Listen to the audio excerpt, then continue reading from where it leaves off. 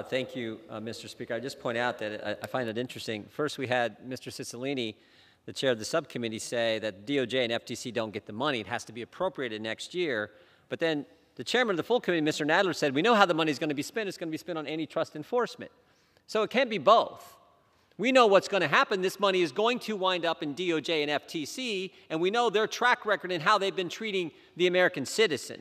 But I just find it interesting that the Democrats can't even get their argument straight, which just reinforces why this bill should not pass, because in the end, it is more money for the Department of Justice.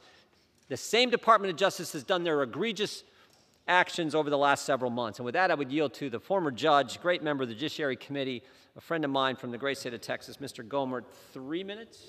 3 minutes. Gentleman is recognized. So we're hearing that we have got to give DOJ and FTC all this authority to supervise and make sure that the big tech is properly investigated.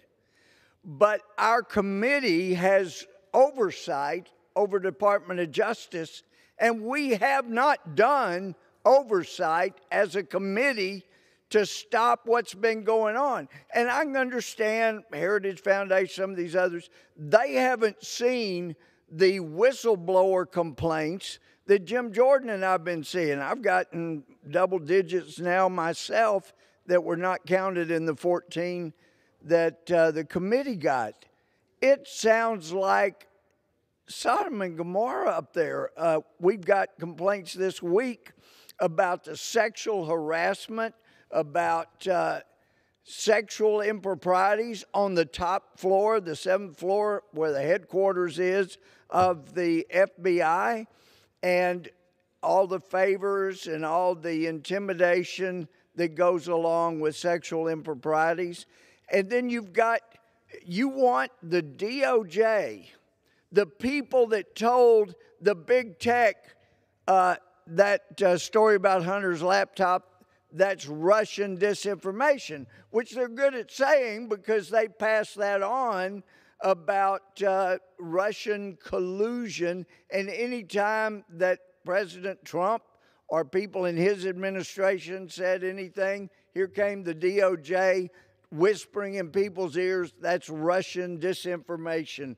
Look, these are the last people that we need to trust with reining in the big tech, because we've seen the techniques. And I got to give them credit, although there is apparently a tremendous amount of corruption at the FBI and the DOJ that has not been reined in. I got to give them credit.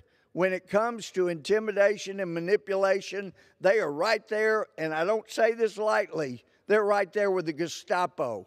I've had FBI agents talk to me about, remember when we used to call the attorney of people that we knew were not violent, even though they committed very serious felonies? We'd tell them when to report, they reported. We didn't use the Gestapo tactics of going in the dark, beating down doors, dragging them out in their underwear to parade in front of cameras that they leaked inappropriately, leaked information to. This is a different DOJ. They don't need more money. They need less until they are made to their help to eliminate their corruption, and they start cleaning up their own act, which Christopher Wray and unfortunately Merrick Garland have not done. I yield back.